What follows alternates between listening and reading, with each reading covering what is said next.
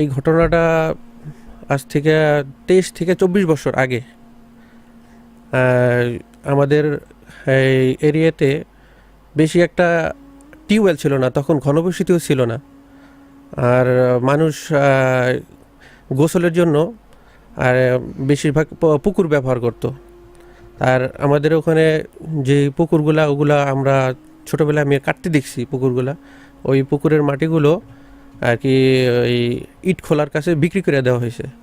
তাই অনেক গভীর করা হয়েছে ওই পুকুরগুলো। তাই পুকুরের আর কি সবাই হয়তো জানাশোনা থাকেন যে পুকুরের ভিতরে এই অনেক গভীর করলে পুকুরের ভিতরে অনেক আর কি গাছ পাওয়া যায় আর কি মাটির নিচে।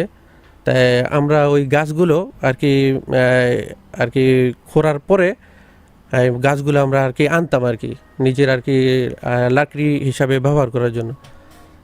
তাই ওই পুকুর কাটার পরে আর কি যখন পানিতে ভরাট হয়ে যায়, তখন এই যে গোসল করার জন্য যে লোকজন আসে, ওখানে 3টা মেয়ে আমাদের এরিয়াতে আসে আর কি, ওনারা ঢাকা থাকে।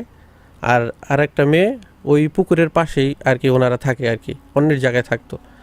তাই একদিন এই দিনে দুপুর 2টার দিকে ওরা গোসল করতে যায়। গোসল করতে যাওয়ার পরে তাই এই 2টা মেয়ে একটু নিচে নামে আর কি ওই পুকুর থেকে আর কি সিঁড়ি দিয়ে আর কি সিঁড়ির মতো করে আর কি নিচের থেকে মাটি উঠানো হয়। তাই একটু নিচে নামে গোসল করতেছে। আর আরেকটা মেয়ে আর কি উপরে আর কি শরীর আর কি ডলতেছে। তখন ওই যেই 2টা বোন আর কি গোসল করতে একটু নিচে নামে, ছোট বোনটা হঠাৎ করে ছোট বোনটার আর কি পা বলতেছে যে আমার পাটা কি জানি টাইনা ধরছে। তার ওর বড় বোনটা এই কথা শোনার পরে বড় বোনটা আর কি তাড়াহুড়া করে আর কি মুভ করে ফেলে আর কি যে ওঠার জন্য। তাই অতটুকার সময় পায় নাই। ওই ছোট বোনটা করছে কি ওনার চুল ধরে বসে। চুল ধরে বসার পরে সে আর কি ওই অবস্থাতেই আস্তে আস্তে আস্তে আস্তে নিচের দিকে চলে যায়, পানির নিচের দিকে চলে যায়। আর উপরে যেই মেয়েটা ছিল ওই মেয়েটা ভয়ে চিৎকার করে উপরে আসার পরে লোকজনকে বলে যে এরকম এরকম অবস্থা, এরকম হয়েছে। তখন লোকে জানাজানি হয়ে যায়। ওই বাসার যে 2 মেয়ে ওনাদেরও বলা হয়, তারা আসে। এলাকার যারা ওই পুকুরে মাছ ধরে, বিভিন্ন যে জাল দিয়ে মাছ ধরে, ওনাদের খবর দেওয়া হয়। পুকুরের চারপাশে পুরা মানুষে ভরা আর কি জাল দিয়ে আর কি দেখবে আর কি ওই মেয়ে 2টাকে পাওয়া যায় কিনা। তাই অনেকক্ষণ যাবৎ প্রায় ঘন্টা 2 যাবতের জাল আর কি খাওয়াইতে থাকে। তারপরে এক সময় 1-1.5 ঘন্টা 2 ঘন্টা পরে বড় মেয়েটা একটা জালের সাথে উঠে আসার পরে তারপরে ওনাকে নিয়ে যা করার তো করলোই আর কি প্রাথমিকভাবে যে ট্রিটমেন্ট দেওয়ার দরকার দিল, তো মারা গেছে। আর একটা মেয়েকে আর পাওয়া গেল না। তখন ওনারা ফায়ার ব্রিগেড যারা ডুবুরি থাকে ওনাদের খবর দেওয়া হয়েছে। খবর দিতে দিতে ওনারা আস্তে আস্তে প্রায় মাগরিবের পর হয়ে গেছে। আসার পরে তাই নামার পরে খোঁজাখুঁজি করার পরে সচরাচর সব জায়গায় খোঁজাখুঁজি করে, পায় না।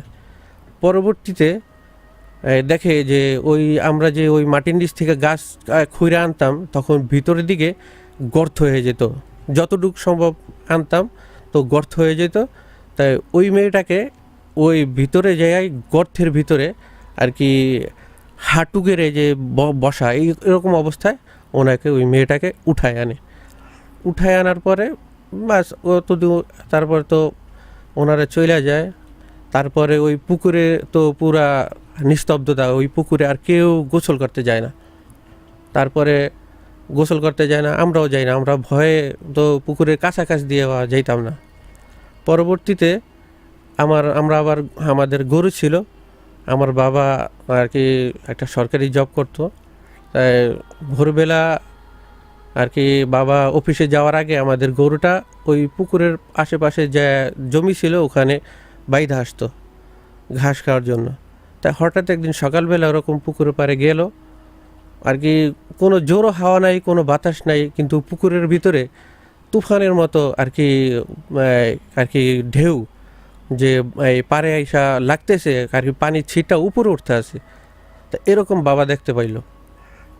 আবার অনেক দিন পর আমাদের তো এই এই না ঢাকা নারায়ণগঞ্জে যে হাইওয়ে এই ইসে এই যে বিশ্ব রোড, ওখান দিয়ে তো আমাদের যাতায়াত পুরা আর কি ওই বিলের মাঝখান দিয়ে হইতো।